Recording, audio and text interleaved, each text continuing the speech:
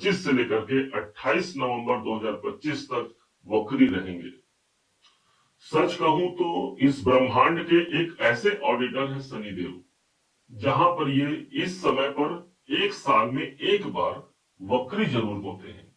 और जब ये वक्री होते हैं तब वास्तव में हमारे कर्मों का लेखा जोखा देखा जाता है। एक ऐसा हिसाब किताब किया जाता है कि इस व्यक्ति ने अपने पूर्व समय पर क्या किया है और कैसे इसको रिजल्ट प्रदान करना है। और इसी कारण से इन्हें कर्म का स्वामी कहा गया है। यदि आपने अपने आंसुओं को छुपाकर भी संसार के सामने आपने मुस्कुराया है तो यकीन मानिए ये वक्री अवस्था पर आकर के उन्हीं आंसुओं का हिसाब करेंगे। कर्म प्रधान विश्व रचि राखा, जो जस करई सो तस फल चाखा। वास्तव में ये कर्मों का न्याय चक्र 4 महीने 15 दिनों का होगा और इस समय पर कुछ बड़े परिणाम मिल सकते हैं। इस समय पर वो कार्य हमारा हो सकता है जो कार्य हमने छोड़ दिया है या जहां से हमें सफलता की आकांक्षा तो हमने लगाई थी परंतु वो प्राप्त नहीं हुआ था। इस समय पर शनि ग्रह के अंदर चेष्टा बल की वृद्धि हो जाएगी। यही वो समय होगा जब शनिदेव अपना 3 गुना प्रभाव अधिक देने वाले हैं। और यही नहीं, एक घर पीछे का परिणाम देकर के भी कर्मों की पुनरावृत्ति का यह समय होगा। क्या होगा, कैसे होगा, क्या इनके उपाय हम कर सकते हैं, इन्हीं बात की बारीकियों को लेकर आप और हम यहाँ पर एकत्रित हुए हैं। समझते हैं कि वास्तव में पूरा ये माजरा है क्या जो मिथुन राशि के 10वें भाव पर शनिदेव वक्री हो रहे हैं। अभी अभी आपने देखा होगा कि 29 मार्च 2025 को शनिदेव 9वें भाव को छोड़ करके 10वें भाव पर उपस्थित हुए थे और अभी कुछ समय ही व्यतीत हुआ कि 13 जुलाई को ये पुनः फिर से वक्री हो गए। अर्थात अभी ये 7 डिग्री क्रॉस कर चुके थे, अब फिर से वापसी की तैयारी कर रहे हैं और जिस दिन ये मार्गी होंगे पुनः फिर से 0 डिग्री से ही शुरुआत करेंगे। मतलब इस समय पर ज्यादा मजबूती से आपके 10वें भाव पर इनका प्रभाव होगा और 10वां भाव होता है आपके सिर्फ और सिर्फ आपके करियर का, आपके कर्मों का स्थान होता है। सोचिए जरा, कर्म के स्वामी कर्म के भाव पर उपस्थित रहेंगे इस समय पर और वो भी वक्री प्रभाव के रूप में। जो सबसे बड़ा प्रभाव मिलेगा, कोई कार्य आपका रुका हुआ है, जिस कार्य में कोई प्रगति नहीं मिल पा रही थी, वो कार्य हमारा बन सकता है। 10वां भाव सिर्फ आपके करियर का ही नहीं बल्कि वो समस्त कार्य है जो आप करना चाहते हैं। आप यदि घर को सुधारना चाहते हैं, पारिवारिक कोई उलझन है उस पर काम करना चाहते हैं, आर्थिक प्रगति चाहते हैं या कोई भी कार्य हो, वो सब कार्यों की अनुरूपता हमको 10वें घर पर देखने को मिलती है और जहां पर कर्म के निर्णायक शनिदेव विराजमान है। आज फैसले की घड़ी है और वो फैसला क्या होगा जानिए। यहाँ पर कोई अधूरे कार्य हमारे पूरे होने वाले हैं। शनि के पास 3 दृष्टियां हैं और वक्र दृष्टि जो शनि की पड़ने वाली है वो सबसे पहले पड़ेगी ठीक 1, 2, 3, इनकी तीसरी दृष्टि 12वें घर पर पड़ने जा रही है।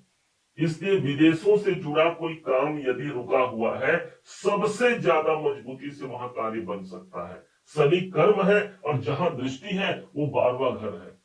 हाँ, परंतु इस समय पर हाथ कुछ टाइट रहेंगे, इसलिए ध्यान भी हमको रखना होगा कि खर्च की अधिकता भी यही शनिदेव हमको निकाल करके दे सकते हैं। कोई इंपोर्ट एक्सपोर्ट संबंधी काम कर रहे हैं, शनिदेव की वहां पर एक शुभ दृष्टि होने के कारण। शुभ हमने क्यों कहा?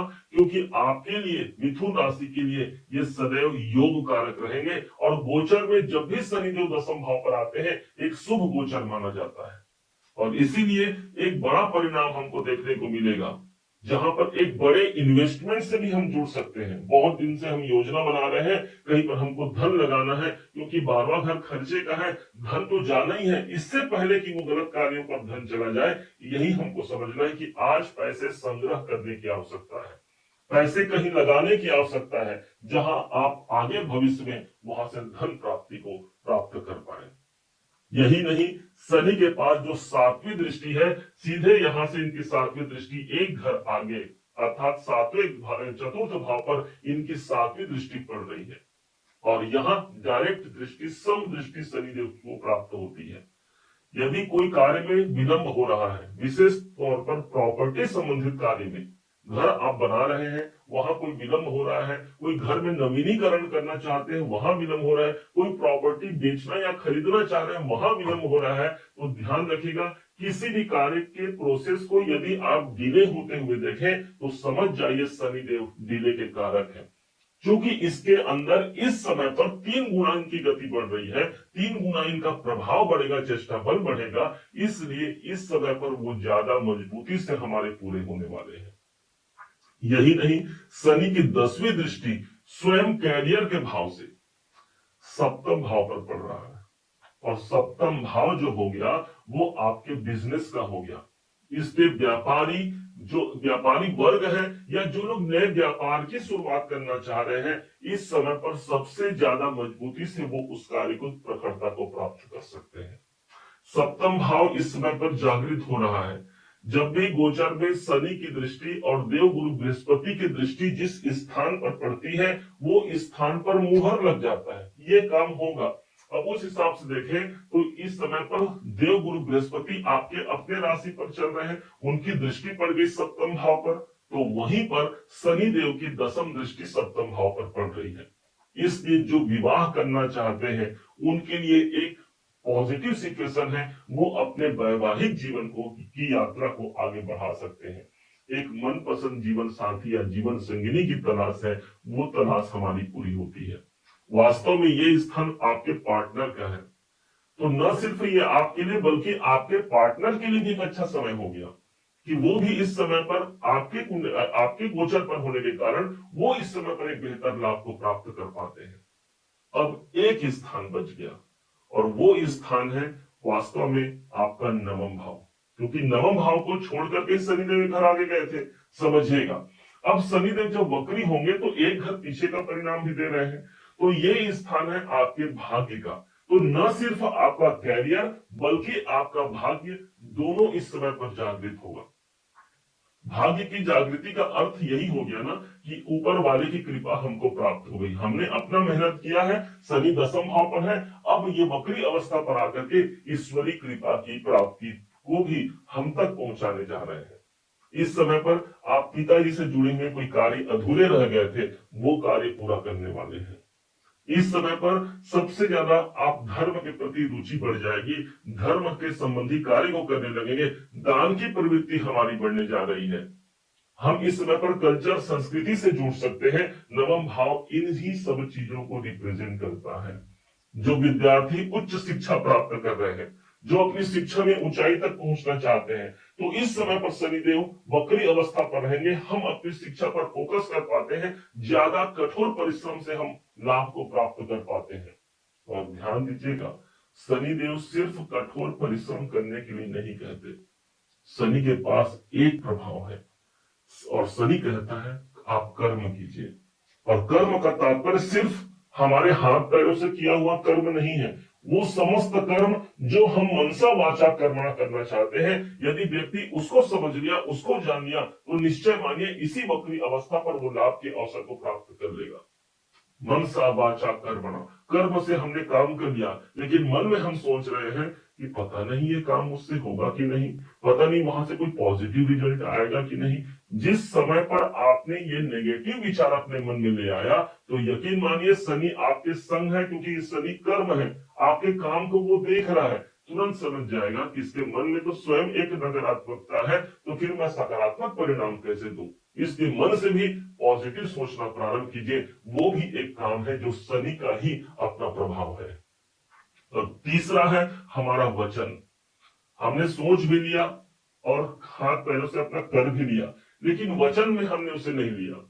किसी ने पूछा, कोई घर के किसी सदस्यों से हमने बात किया और उस समय पर हमने किसी काम को लेकर के जो हमको पूरा करना है उसको लेकर के यदि नकारात्मक इस मुख में है, तो वहां पर भी हमको काम करने की आवश्यकता है, क्योंकि शनि इस समय पर 3 गुना प्रभाव देंगे, तो हमको भी 3 तरह से मनसा वाचा कर्मणा अपने कर्म से जुड़ना होगा। ये शनिदेव है। एक, सोने को बार बार तपाया जाता है और बार बार तपने के बाद ही उस सोने में निखार उत्पन्न होती है, और यही वो समय है जो हमको वो निखार प्रदान करने के लिए शनिदेव वक्री अवस्था पर रहेंगे।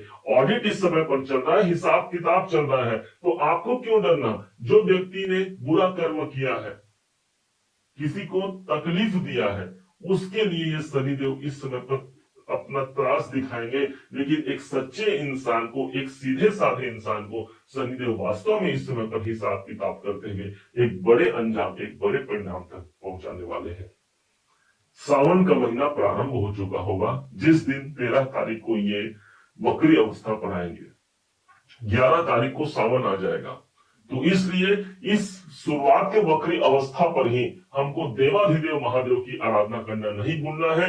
ध्यान रखिएगा, शनि देव के गुरु जो होते हैं वही महादेव होते हैं, इसलिए भगवान शिव पर जल अर्पण करिएगा और कुछ उसमें काले तिल मिला दीजिएगा और ओम नमः शिवाय के मंत्र के साथ भगवान शिव शंकर से अपना विनय सुनाइएगा।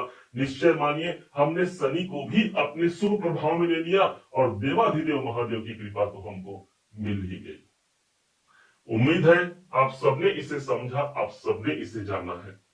यदि आपने इसे समझा है, जाना है, मेरे समझाने का प्रयास यदि आपको सार्थक लगा हो, मेरे समझाने का तरीका यदि आपको सार्थक लगा हो, तो हर बार की भांति इस बार भी अपना प्यार भरा लाइक और कमेंट करना कभी मत भूलिएगा। दूसरों तक इस वीडियो को शेयर कीजिएगा। और हाँ, यदि अभी तक आपने चैनल को सब्सक्राइब नहीं किया है, सब्सक्राइब जरूर कीजिएगा। पुनः एक बार फिर आप सभी का दिवस बहुत मंगलमय हो, इन्हीं शुभकामनाओं के साथ। जय श्री राम।